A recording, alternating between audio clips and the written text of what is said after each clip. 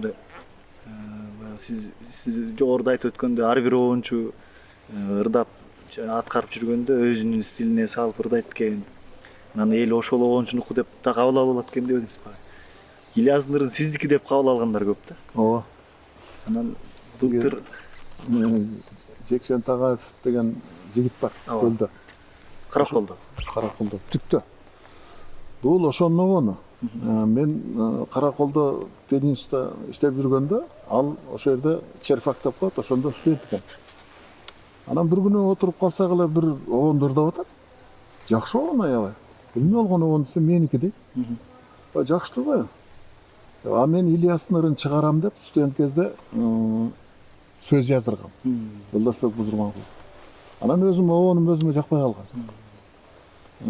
Бирок ал идеямда бир жакшы кайрык бар эле таңгар. Ошол ырдалбай калды да. Кайрыктын сөзүн таап алгам, ошондон улам Ильястын ырын жазайын деп жүрөм да. Көлгө чөккөн махабат көл түбүнөн көрүнөт. Туздуу сууңа телмирип, туздуу жашым төгүлөт деген бир кайрык таап алгам. Ушул сөзүн таап алып, анан тиги Бузурманкуловго барып, анан заказ берип атпайм, ушунун текстин жазып берчи, куплеттерин, кайырмасын таптым.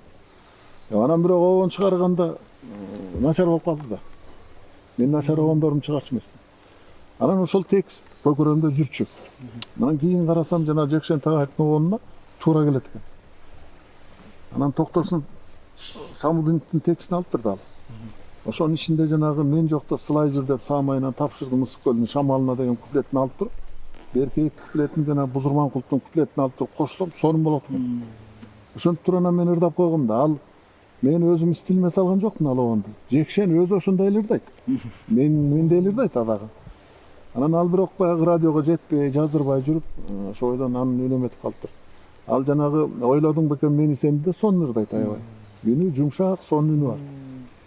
Аны Ильястын ыры кийин анан Жекшен айтып жүрбөйбү? Бул менин ырым эмес, Жекшен Тагаевдики деп жүрүп, түкөм картайды. Бул түкөңдүк эмес, меники деп жүрүп, мен картайдым.